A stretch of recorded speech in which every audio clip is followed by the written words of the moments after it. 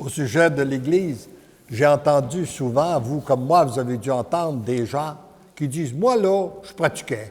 J'allais à la messe, puis j'ai entendu le curé qui a dit telle et telle chose. Bon, fini. Non, moi, je ne pratique plus. » Là, je me suis souvent interrogé, comment il se fait que sur ce plan-là, que nos gens ne sont pas capables de faire la distinction qu'on fait si bien dans d'autres domaines? On a besoin d'une relation avec Dieu, de recevoir les lumières de Dieu, de l'Esprit Saint, d'être guidé de son amour, d'être guidé par Dieu.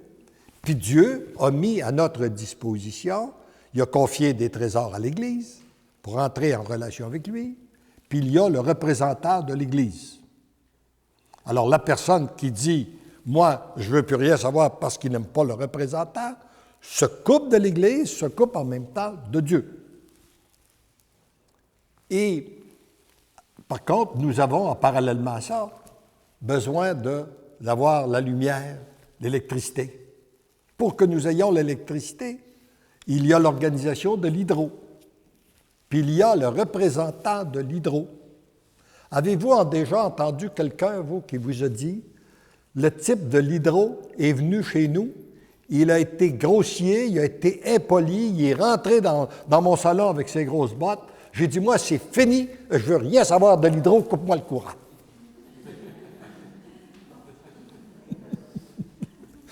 Voyez-vous, on est bien capable de faire la distinction, mais on oublie de le faire lorsqu'il s'agit de notre foi. Alors, ce qu'on demande, ce qui est demandé dans ces livres-là, en tant que choisi de Jésus, c'est d'aller vous montrer aux prêtres. Un jour, alors que j'étais dans mon premier voyage en Europe, j'ai reçu très, très fortement, lors d'une Eucharistie, dans mon cœur, vous, les choisis de Jésus, allez vous montrer aux prêtres. Alors, j'ai demandé au Seigneur si ça venait bien de lui, puis j'ai reçu l'enseignement que vous trouverez dans le numéro 93 du 3e volume. « Mon tout petit, oui, c'est bien moi, ton Dieu, qui ai déposé cette parole dans ton cœur. Le temps presse. Je ne veux perdre aucun de ceux et celles que le Père m'a confiés, encore moins mes fils de prédilection. Beaucoup ont besoin de découvrir et de mettre leur foi en moi, leur Dieu, qui parle et qui agit maintenant à chaque instant. Je n'ai pas besoin de laïcs pour tenter de les convertir.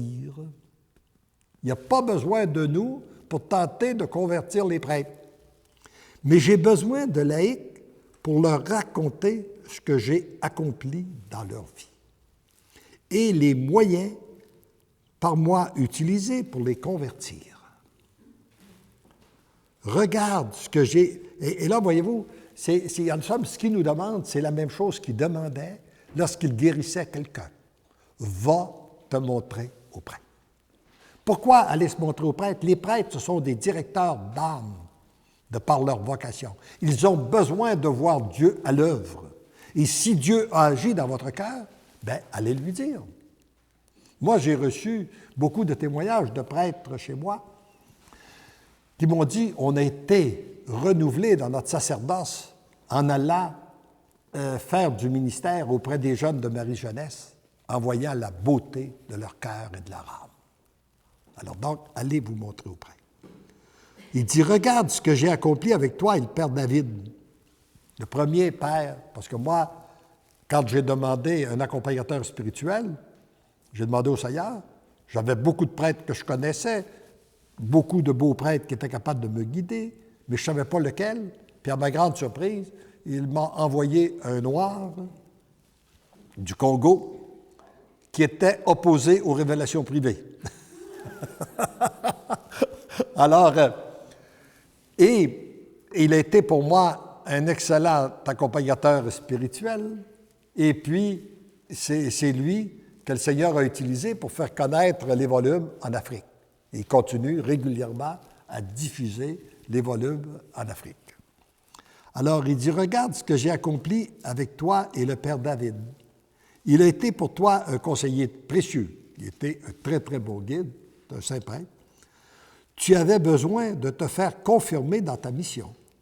En t'accompagnant, il a découvert un Dieu qui parle, qui est bel et bien agissant aujourd'hui. Je veux dire à tous les lecteurs et lectrices qui ont donné leur oui total, inconditionnel et irrévocable, de se mettre à l'écoute de leur cœur.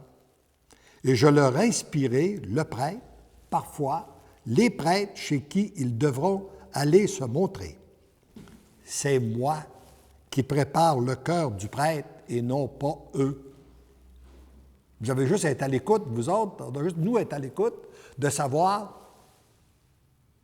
à quel prêtre qu'on doit aller se montrer, puis lui, il va préparer, c'est lui qui prépare le cœur. Je ne demande pas aux lecteurs d'avoir du succès auprès du prêtre. Ce que je leur demande, c'est d'aller leur dire ce que j'ai accompli dans leur cœur et les moyens que j'ai utilisés. Le reste m'appartient. Heureux, heureuse êtes-vous d'être et de vous laisser transformer par mon amour. Allez partager cette joie et ce bonheur, surtout à ceux qui ont comme mission de guider les âmes. Pour ceux et celles qui essuieraient un refus ou que le prêtre tenterait d'éteindre le feu que je viens d'allumer, gardez votre feu, déposez cette situation dans la miséricorde du Père et priez pour ce prêtre. Vous pouvez, à l'occasion, jeûner pour lui et encore une fois, vous serez témoin de mon agir. J'en fais la promesse. Et d'ailleurs, l'expérience que j'ai vécue un jour où j'ai été interpellé d'aller donner un message à mon évêque. Et puis quand je suis allé lui donner, après je lui ai dit, je ne vous demande pas ce que vous allez faire avec. Parce que j'ai la certitude que quand je paraîtrai devant Dieu, il ne me demandera pas ce que mon évêque a fait avec le message que je suis allé lui porter. Mais il va me demander, as-tu été porter le message que je t'avais demandé? Je veux répondre oui, je vous l'ai donné, maintenant, la balance ne m'appartient pas. Alors il m'a répondu, ce que tu dis là est juste.